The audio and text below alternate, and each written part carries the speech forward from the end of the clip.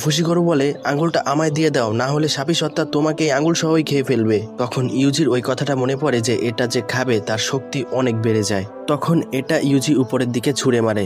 তখন ইউজি বলে, এখন সবাইকে বাঁচানোর শুধু একটাই পথ খোলা আছে, আমাকে এই অভিশপ্ত শক্তি গ্রহণ করতেই হবে। তারপর ইউজি ওই আঙুলটা খেয়ে নেয়।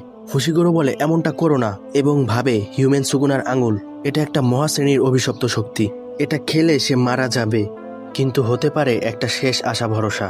তখনই আমরা দেখি ইউজি ওই সাপিসত্তার দুটি হাত আলাদা করে দিয়ে তার কাছ থেকে একটু দূরে এসে দাঁড়ায়, এবং সে অনেক অদ্ভুত বিহেভ করছিল। তখন ওই সাপিসত্তাও তার ওপর অ্যাটাক করে দেয়, কিন্তু নিমিষেই ইউজি ওই সাপিসত্তাকে শেষ করে দেয়। তখন তো ফুশিগুরো এটা দেখে চমকে যায়। তো গাইস, পাগলায় তো তখন পুরাই ফ্লোতে। তখন আমরা তার মুখের ওপর অদ্ভুত একটা নকশা দেখতে পাই। তখন তার বিহেভিয়র বদলে যায়, সে অনেক অদ্ভুতভাবে হাসছিল, যেটা ছিল খুবই ভয়ানক। তখন সে হাসতে হাসতে বলে, আমি জানতাম আধারে আলোর উল্লাস মানব দেহেই পাওয়া যায়। তখন ফুশিগুরো কাঁদতে কাঁদতে বলে, যেটা ভেবেছিলাম তাই হয়েছে, ওই মহাশ্রেণীর শক্তি একটা দেহ পেয়ে গেছে।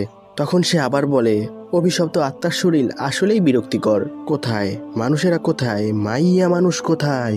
এমন একটা যুগে এসে আসলেই অনেক মজা লাগছে, মহিলারা আর শিশুরা পোকামাকড়ের মতো ছুটে চলছে, অবিশ্বাস্য, এখন চলবে গণহত্যা।